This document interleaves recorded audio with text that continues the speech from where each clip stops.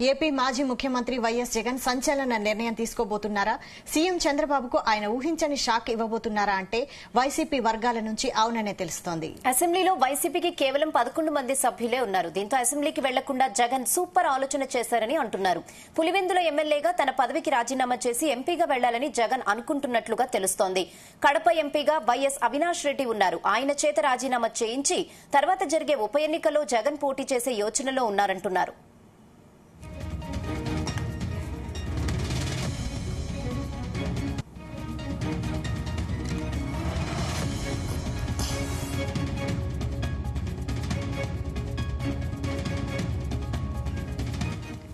లోక్సభలో బైపోల్లో కడప నుంచి గెలిస్తే పార్టీకి మంచి బూస్ట్ వస్తుందని జగన్ భావిస్తున్నారని అంటున్నారు. కొత్త పార్టీ పెట్టిన వెంటనే కడప ఎంపీగా బంపర్ విక్టరీ కొట్టారు జగన్. గతంలో కడప లోక్సభ ఉప ఎన్నికలో రికార్డు విజయం సాధించారు జగన్.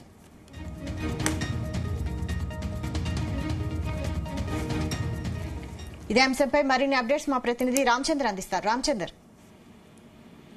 వైశాలి అయితే వైఎస్ జగన్మోహన్ రెడ్డి మాజీ సీఎం గా ఉన్నారు. అయితే ఆయన ఒక సంచలన నిర్ణయం అయితే తీసుకోబోతున్నారని చెప్పి కూడా ప్రచారం జరుగుతా ఉంది. ఆయన 11 మంది ఎమ్మెల్యేలు ఉండడంతో అసెంబ్లీకి వెళ్లే పరిస్థితి లేదు కాబట్టి ఆయన తన తమ్ముడైనటువంటి వైఎస్ అవినాష్ రెడ్డితో ఎంపీగా ఆయన కడప ఎంపీగా కొనసాగుతున్నారు.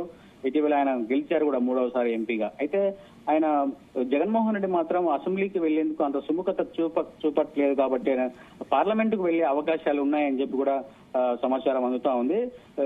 అవినాష్ రెడ్డితో రాజీనామా చేయించి రాజీనామాను ఆమోదించుకుని తర్వాత బై ఎలక్షన్స్ వస్తాయి కాబట్టి కడప ఎంపీగా జగన్మోహన్ రెడ్డి పోటీ చేసి తర్వాత ఆయన పార్లమెంట్ కు వెళ్తారని చెప్పి కూడా ఊహాగానాలు అయితే చాలా వరకు వస్తున్నటువంటి పరిస్థితి ఉంది.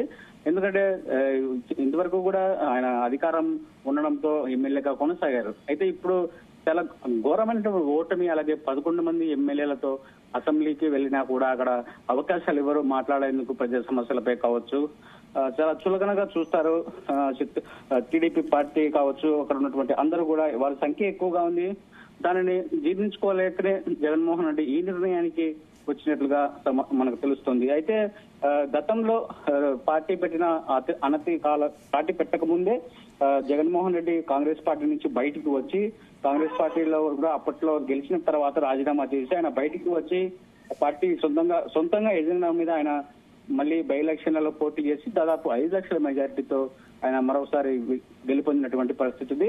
అయితే ఒకసారి కడపలో కూడా మనం చూస్తే గత ఎన్నికల్లో కూడా అసెంబ్లీలో కూడా వైఎస్ఆర్ కాంగ్రెస్ పార్టీ ఎక్కువ సీట్లు సాధించలేకపోయింది. అయితే ఇదే నేపథ్యంలో జగన్మోహన్ రెడ్డి మరి పార్లమెంటుకు వెళ్తే కడప ఏదైతే పార్లమెంటు పరిధి ఉందో ఆ పార్లమెంటు అభ్యర్థిగా పోటీ చేస్తే మాత్రం మరొకసారి గెలిచి ఎక్కువ మెజారిటీ సాధించి పార్టీలో కూడా ఒక బూస్ట్ తీసుకొచ్చే అవకాశాలు కూడా చాలా ఎక్కువగా ఉన్నాయని చెప్పి వైసీపీ వర్గాలు చెప్తున్నాయి. మరొక వాదన అయితే కూడా తెలుస్తోంది, ఒకవేళ పోటీ చేస్తే ఏదైతే కూటమి ప్రభుత్వము ఇక్కడ ఆంధ్రప్రదేశ్ లో ఉందో వారు గట్టి ప్రయత్నం చేస్తారు ఓడించడానికి, ఎంతవరకైనా వెళ్తారు. ఒకవేళ ఓడిపోతే కూడా పార్టీ పరిస్థితి ఏంటి? ఇప్పుడే చాలా వరకు డ్యామేజ్ అయింది పార్టీకి. మరి జగన్మోహన్ రెడ్డి అలాగే వైసీపీ అధినేత ఒకవేళ ఎంపీ ఎన్నికల్లో ఓడిపోతే మరింత డ్యామేజ్ జరిగే అవకాశాలు ఉన్నాయి. కేడర్ కూడా చాలా నిరుత్సాహపడే అవకాశాలు ఉన్నాయని చెప్పి మరో వాదన అయితే కూడా వస్తుంది. మొత్తానికి మనం ఒకసారి ఉత్తరాదిన చూసుకుంటే మాత్రం ఉత్తరప్రదేశ్ లో కూడా ములాయం సింగ్ కావచ్చు, ములాయం సింగ్ యాదవ్ వీరందరూ కూడా అధికారం ఉన్నప్పుడు మాత్రం వాళ్ళు ఎమ్మెల్యేగా కొనసాగుతారు. అయితే అధికారం లేదు, వాళ్ళ పార్టీకి అధికారంలో లేనప్పుడు వాళ్ళు కూడా పార్లమెంట్ కు గెలిచి అక్కడ పార్లమెంట్ అభ్యర్థిగా పార్లమెంట్ కు వెళ్లే ఆనవాయితీ అయితే కొనసాగుతుంది. అదే ఆనవాయితీని జగన్మోహన్ రెడ్డి ఇక్కడ ఆంధ్రప్రదేశ్ లో ఈసారి వాళ్ళని ఫాలో అయినట్లుగా కూడా మనకు చూడొచ్చు. ఎందుకంటే ఎవరైనా కూడా పార్టీ అధికారంలో ఉంటేనే ఎమ్మెల్యేగా ఉంటారు. అధికారంలో లేని పక్షంలో పార్లమెంట్ అభ్యర్థిగా వెళ్లి పార్లమెంట్ కు వెళ్ళినటువంటి ఉంది. అదే ఫార్ములాను ఇప్పుడు జగన్మోహన్ రెడ్డి కూడా ఫాలో అవుతున్నట్లుగా కూడా మనం చూడొచ్చు. ఒకవేళ అసెంబ్లీకి ఇక్కడ ఉన్నా కూడా అసెంబ్లీకి వెళ్లే పరిస్థితి లేదు కాబట్టి ఒకవేళ పార్లమెంట్ కు గెలిచి వెళ్తే అక్కడ బీజేపీ ప్రభుత్వంతో కావచ్చు, ఇండియా కూటమితో కావచ్చు పరిచయాలు ఏర్పడతాయి.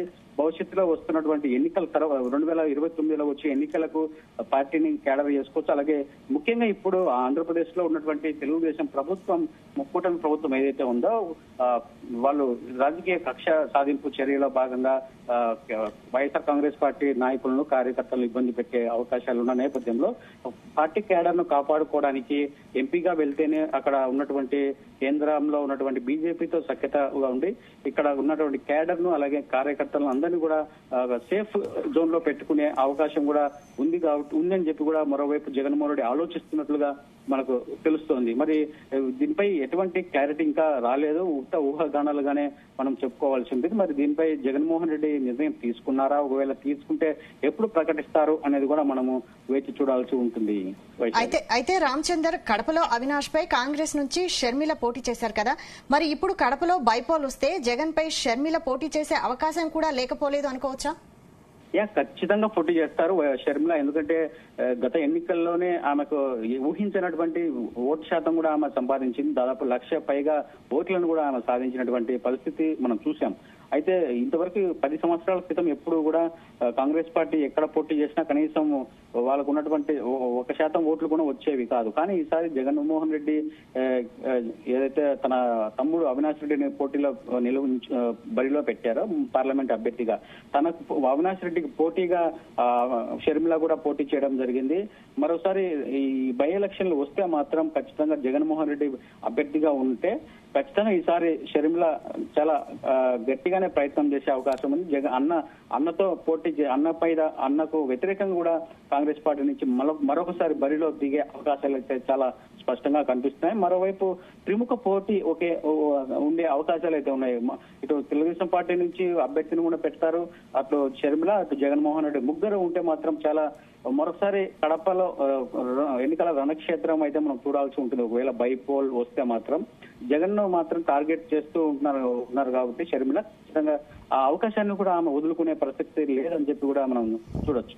అయితే కడపలో సొంత అన్నా చెల్లెళ్లే వ్యతిరేకంగా రెండు పార్టీల నుంచి ఒకవేళ పోటీ చేస్తే ప్రజలు ఎలా చూస్తారు దీన్ని? అదే అప్పట్లో 2011 ఏదైతే సంవత్సరంలో జగన్మోహన్ రెడ్డి బై ఎలక్షన్ లో పోటీ చేసి అత్యధికంగా 5 లక్షల మెజారిటీతో ఆయన గెలుపొందారు. మరోసారి అప్పుడున్న పరిస్థితులు అయితే ఇప్పుడు లేవు కాబట్టి తన కుటుంబం నుంచి తన సొంత చెల్లె వ్యతిరేకంగా మరో పార్టీ నుంచి ఆమె అభ్యర్థిగా జగన్మోహన్ రెడ్డి ఉంటే మాత్రం ఆ ఓట్లు భారీగా చీలే అవకాశం ఉన్నాయి. మొన్న జరిగినటువంటి సార్వత్రిక ఎన్నికల్లో కూడా షర్మిలకు క్రాస్ ఓటింగ్ జరగడం వల్ల ఈ ఓట్లు కూడా సాధించగలిగింది. కాబట్టి అంత పెద్ద మెజారిటీతో కాకపోయినా ఎంతో కొంత మెజారిటీతో ఇద్దరిలో ఎవరో ఒకరు గెలిచే అవకాశాలు అయితే ఉన్నాయి. అదే ధీమాతోనే జగన్మోహన్ రెడ్డి కూడా ఈ నిర్ణయం తీసుకున్నట్లుగా తెలుస్తుంది. ముఖ్యంగా పార్టీలో ఉన్నటువంటి క్యాడర్ ని ఉత్తేజపరిచేందుకు, వాళ్ళ బూస్ట్ ఇచ్చే పార్టీ క్యాడర్ కు బూస్ట్ ఇచ్చేందుకు, అలాగే అసెంబ్లీకి వెళ్ళకోకుండా ఇటు పార్లమెంట్ కు వెళ్తే పార్టీని కాపాడుకోవచ్చు అన్న ఒకే ఒక దీంతోనే జగన్మోహన్ రెడ్డి నిర్ణయానికి వచ్చారని చెప్పి కూడా ఊహాగానాలు వస్తున్నాయి. అయితే ఇంతవరకు ఎవరు కూడా స్పష్టం చేయలేదు. వైఎస్ఆర్ కాంగ్రెస్ పార్టీకి సంబంధించినటువంటి అధికారికంగా కూడా మనం చూడొచ్చు. Right, thank you Ramachandra.